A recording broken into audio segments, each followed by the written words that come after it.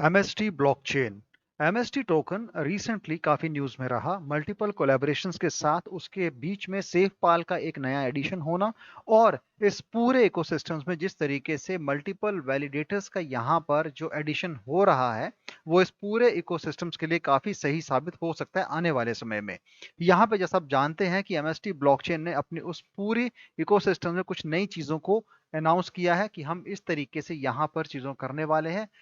पूरे प्रोटोकॉल के अंदर जिस तरीके से जो हम डेवलपमेंट देख रहे हैं और जो वेब थ्री को लेके आर्टिफिशियल इंटेलिजेंस को लेके चीजें डिजाइन की गई हैं वो इस पूरे प्रोजेक्ट को शायद एक लंबे समय के लिए जीवित रख सकती हैं।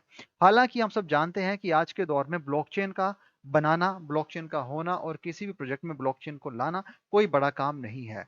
मल्टीपल ब्लॉकचेन आज के दौर में आप देख पाएंगे, लेकिन सारे का सारा जो दारोमदार होता है वो होता है उसके यूज केस के ऊपर कि आपके पास क्या ऐसा यूज केस है जिसके चलते आपके सिस्टम में, आपके इस पूरे प्रोजेक्ट के अंदर, पूरे प्रोटोकॉल के अंदर रेवेन्यू बन के आ रहा है। तो रेवेन्यू आना और उस रेवेन्यू के आने का जो सोर्स है वो कहीं ना कहीं ब्लॉकचेन से होता हुआ आता है। इस चीज को आप सब जानते हैं। आप भले ही काफी सारे नए यूज केस को लेके मार्केट में अपने प्रोजेक्ट को लॉन्च करते हो, लेकिन उनका तब तक कोई भी फायदा नहीं है जब तक कि आपके हाथ में कोई बेहतर प्रोजेक्ट नहीं है जहां से आपको रेवेन्यू मिले। रेवेन्यू मिलेगा तभी आपका प्रोजेक्ट चल पाएगा। एक नए इन्वेस्टर्स का भरोसा आपके ऊपर तभी बन पाएगा।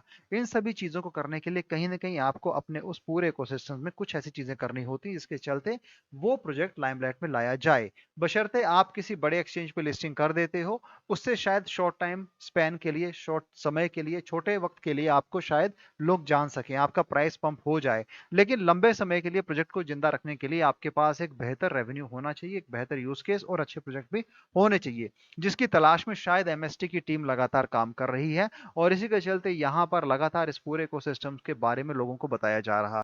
और इसी वजह से देखा जाए तो यहाँ पर इसके बारे में बातें भी की गई हैं। बेस्ड ऑन करंट अप्रैल 2026 की न्यूज ये थी कि एमएसटी ब्लॉकचेन, एमएसटीसी ने रिसेंटली अपने इंडियन वेब थ्री इकोसिस्टम को एक्सपैंड किया था और सेफपाल के साथ अपने हार्डवेयर वॉलेट्स को इंटीग्रेट किया था। उसके साथ कहीं ना कहीं इनहांस सिक्योरिटी और उसमें multiple 2 million on chain transaction को ये आगे लेके गया था, यानी कि 2 मिलियन के ऊपर भी यहाँ पे ट्रांजेक्शन देखने को मिले थे। The project is position itself as a key layer one player with 2026 goal targeting 200,000 plus active wallets है। यानी कि सेफ पाल उस तरीके का हार्डवेयर वॉलेट जो सिक्योरिटी के लिए जाना जाता है। तो यहाँ पर इसका कोलेबोरेशंस यानी कि एमएसटी ब्लॉकचेन, एमएसटीसी अगर सेफ पाल से जुड़ता है तो उसकी सिक्योरिटी का फीचर और उसके फायदे से मिलेंगे।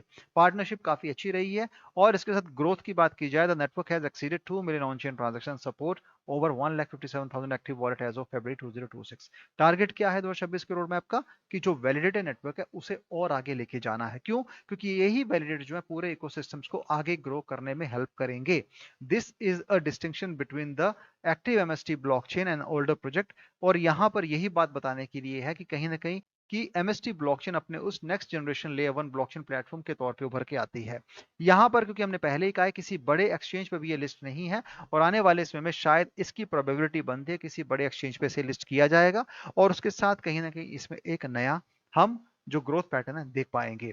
क्योंकि अभी तो फिलहाल शुरुआत है और शुरुआती दौर में जिस तरीके से कोलैबोरेशन है, जिस तरीके से इसके बारे में लोगों को बताया जा रहा है, जिस तरीके से चीजें बनाई जा रही हैं, शायद आने वाले समय में उसका एक अच्छा खासा पॉजिटिव इम्पैक्ट देखने को मिल सकता है। हालांकि जैसे हमने पहले भी कहा है और अपने हर एक वीडियो में हम रिपीट करते हैं कि जितने भी इंडियन क्रिप्टो प्रोजेक्ट हैं, इंडियन ब्लॉकचेन्स हैं, इंडियन कंसेप्ट हैं क्रिप्टो को लेके, वो अभी तक उस तरीके से सक्सेस नहीं हुए हैं, उन्हें उस तरीके से ग्रोथ नहीं मिली है। क्योंकि हमने बहुत सारे इंडियन क्रिप्टो प्रोजेक्ट को कवर किया जहां पर इंडियन नए क्रिप्टो निवेशकों का पैसा फंसा और उसके साथ काफी सारे इंडियन क्रिप्टो इन्वेस्टर्स ने जो हाल ही में क्रिप्टो से जुड़े थे, नए प्रोजेक्ट में निवेश किया था और उस इन्वेस्टमेंट के साथ उनको सिर्फ नुकसान और लॉस ही मिला है। तो यहाँ पर हम यही बात एमएसटी में देखना चाहते हैं कि एमएसटी ब्लॉकचेन, एमएसटी की टीम जो कि एक पुणे महाराष्ट्र से उठता हुआ नया क्रिप्टो प्रोजेक्ट है, क्या नया कर सकता है। यहाँ पर अगर उस तरीके से ब्लॉकचेन की मदद से क्रिप्टो में उन पर्टिकुलर पहलुओं को आप अगर सीरियसली लेते हो, अपने इन्वेस्टर्स को सीरियसली लेते हो, अपने कंसेप्ट को आप उस धरातल पर लाकर उस यूज केस से रेवेन्यू जनरेट करते हो, तब तो चीजें बनने में शायद आपको थोड़ा समय लग सकता है। लेकिन उसके साथ एक भरोसा जो ऑलरेडी क्रिप्टो में इंडियन कंटेक्स्ट की अगर बात की जाए लोग खो चुके हैं। क्योंकि किसी भी एंगल से अगर देखा जाए कोई भी इंडियन क्रिप्टो प्रोजेक्ट आज के दौर पे उतना सक्सेसफुल नहीं है।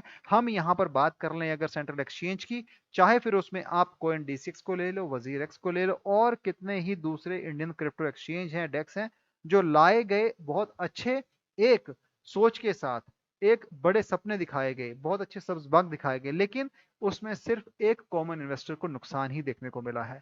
अब यहाँ पर अगर एमएसटी ब्लॉकचेन उस एक नजरिए के साथ आपके समक्ष आई है और ऐसे लगता है कि कुछ अच्छा करेंगे, तो हम भी उसको लेके काफी उत्साहित हैं कि अगर कुछ अच्छा करते हैं, लोगों का इसमें फायदा होता है। और इंडियन कंटेक्स्ट में अगर कोई एक इंडिया का क्रिप्टो प्रोजेक्ट सक्सेसफुल होता है उस अपने प्रोजेक्ट को लेके, अपनी चीजों को लेके, अपने इनोवेशंस को लेके, तब हमें लगेगा कि हाँ शायद कुछ अच्छी चीजें हो रही हैं। क्योंकि आज तक जितने भी इंडियन क्रिप्टो प्रोजेक्ट आए हैं वो अपने किसी भी स्तर पर कामयाब नहीं हुए हैं, और ये सच्चाई है। इसीलिए एमएसटी ब्लॉकचेन जिस तरीके से आप बात करते हो पाथ टू डिसेंट्रलाइज्ड फ्यूचर, और उसके साथ आपने यहाँ पर जो चीजें बनाई हैं, जिस तरीके से आपने यहाँ पर मल्टीपल डेवलपर्स के लिए, एप्लीकेशन बिल्डर्स के लिए और उस वैलिडेटर्स के लिए जो चीजें आप ला रहे हो, काफी अच्छी है। और हमें लगता है कि यहाँ पर इस चीज के साथ अगर काम किया जाएगा तो कहीं ना कहीं एक लंबे समय के लिए प्रोजेक्ट चलाया जा सकता है। कम्युनिटी को एंगेज रखना, कम्युनिटी के साथ अपनी चीज़ों को बताना, लगातार प्रोजेक्ट के बारे में चीज़ों को डिस्कस करना, लोगों के सामने अपने विचारों को रखना कि आप क्या नया कर सकते हो, कहीं ना कहीं उस प्रोजेक्ट में अपने आप को एक्टिव रखने के बराबर होता है कि आप चीज़ों को कर रहे हो और वही चीज़ें आपको यहाँ पर कहीं ना कहीं आपके लिए फायदेमंद हो सकती हैं। इसके साथ यहाँ पर जो कंसेप्ट यहाँ पर इन्होंने लाए, जिसके बारे में ऑलरेडी हमने चर्चा की है, आपको बताया हुआ, फिर भी आपको बताना चाहते हैं कि इसमें इन्होंने बहुत सारी चीजें ऐसी जोड़ी हैं जो कहीं ना कहीं ब्लॉकचेन और रियल वर्ल्ड के साथ आपको कनेक्ट करती है। जहां पे वेस्मीफाई की बात कर रहे हैं, वही जिस तरीके से real world applications blockchain network को जो कम्युनिकेट कर सके सीमलेसली, सिक्योरली, और कहीं ना कहीं जीरो नॉलेज प्रूफ टेक्नोलॉजी का यूज करते हुए यहाँ पे डाटा प्रिवेसी और ट्रस्टलेस एग्जीक्यूशन की बात की गई है। Bridging strong guarantees of security to every interaction की बात करते हैं। कहीं ना कहीं यहाँ पर आप वैलिडेटर बन के फायदा ले सकते हैं। हालांकि वैलिडेटर बनने से पहले आपको इसके बारे में डिस्कस करना चाहिए टीम से, उनकी क्या कंडीशंस है, किस तरीके से करना है, ये सारा आपको जानना चाहिए। उसके बाद ही आप इसमें जो भी करना है, जहाँ आपसे जुड़ना चाहते हैं, इससे आप कहीं ना कहीं कनेक्ट होना चाहते हैं, वो आपके ऊपर है। लेकिन इससे पहले आपको रिसर्च करनी है और प्रोजेक्ट को समझना है। आंख बंद करके निवेश ना करें और कहीं पर भी किसी कहने पर पैसा ना लगाएं।